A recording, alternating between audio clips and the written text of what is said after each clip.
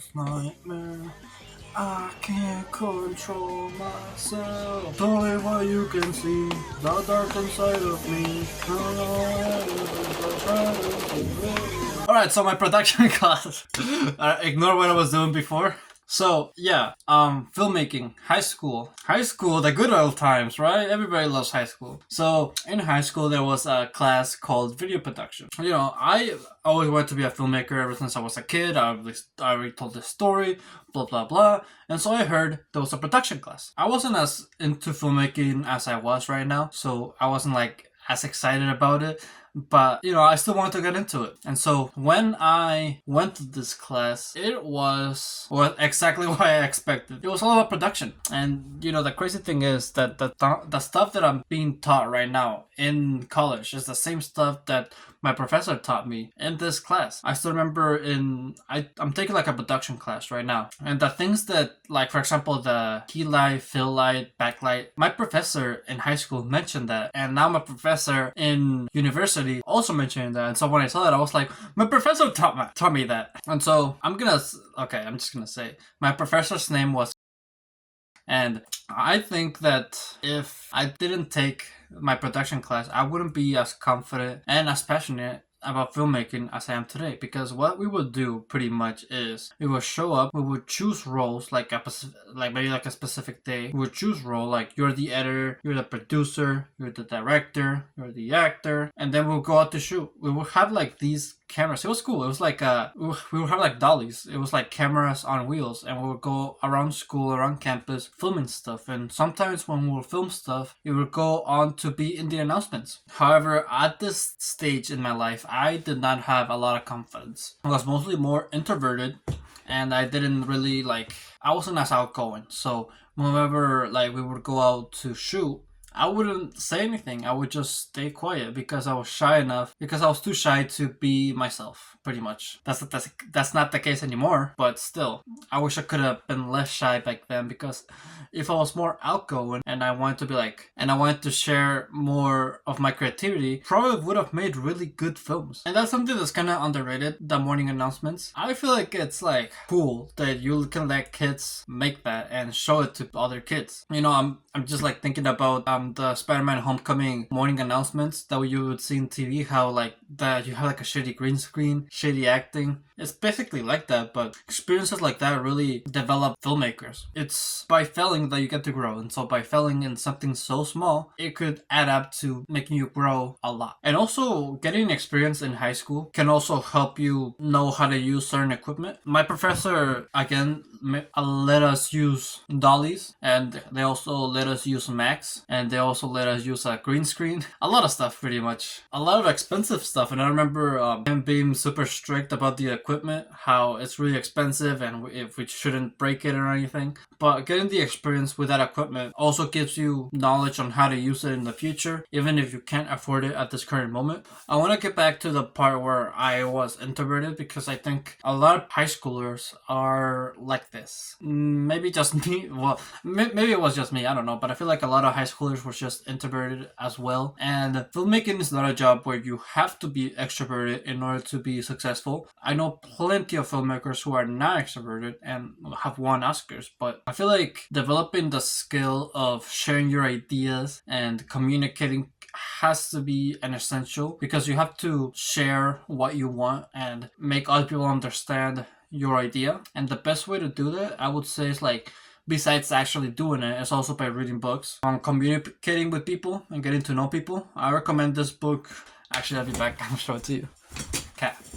So, I recommend first this book. It's called How to Win Friends and Influence People. You probably have already heard this book before, because it's really popular. But mainly the use of that book is to get along with others. Make others like you. And if other people like you, then make it so they're easier to communicate with. You don't have to be as shy around them. And they can be more interested towards your idea because they admire you more. Another book that I want to recommend is this book right here. It's called Never Eat Alone. This book is also about relationships and how to make friends, but this one's more, I would say, gives us like more steps as to how to do that. I remember one of the things that I learned about in this book is, it's funny enough because it's the title of the book, but you should have lunch with people. You should have like food with people, because like that's like the best way to bond with others. And also it shows me how you like getting to know others and building friendships actually takes a lot of work. Like especially if you want to make friendships with high-end people who have like a lot of skills that you want to learn from. You have to actually do like your research. You actually have to do like things to impress them. You have to give them a reason to talk to you. You also have to become an interesting person as well. People who they want to network with. That's the person that you want to become, pretty much. I didn't expect this video to be me lecturing you about social skills, but yeah, read those 2 books. But as I said, you don't need to be extroverted. You just need to, you know, share your ideas and stuff, and also be excited about your project, because if you are excited about your project, that excitement will be noticed about other people, and they can either do 2 things. They can either think it's weird that you're excited about the project, or they can be influenced by your excitement and they will be excited about the project as well. If this happens, then well, you got a really good project. You also got people who would want to collaborate with you. You know, people admire passion. You could also use the films that you made in high school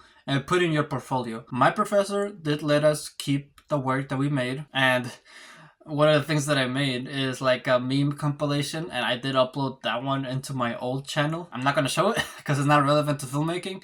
It was just like a bunch of memes. But if you get the chance to actually film and keep your work, then yeah, use it to build up your portfolio. Why not? However, one of the downsides to practicing filmmaking in high school is the fact that there's going to be like lots of variety of people. People who with different interests. And this was also apparent when it came to my production class, because obviously they're gonna be kids who wanna experiment in different fields because they don't know what they wanna go into yet. So you're gonna see kids who are like in your film class and are not entirely into filmmaking themselves. They're not really going to be as excited and passionate as you are. So when it comes to this aspect, I guess you're going to be the one carrying the group. But like, again, if you show your excitement, people are also going to be excited and more passionate about it. But also, since you're going to be finding people who are not as passionate as filmmaking, it's going to be hard to make your own independent film outside of school, because it's going to be rare for someone, at least with my experience, it was rare for me to find someone who was also passionate at filmmaking and was willing to film outside of school. And you are going to be able to film after school. I mean, it would be most safer if it's on the weekend, because you know you got like free time then. But I also recommend filming after school, because like, at least for my, again, this is my experience, but my professor let us keep the equipment, not like keep it and take it home. Like, they let us borrow it after school, film after school, only for like a little bit though, like an hour or 2. But once again, since I didn't really find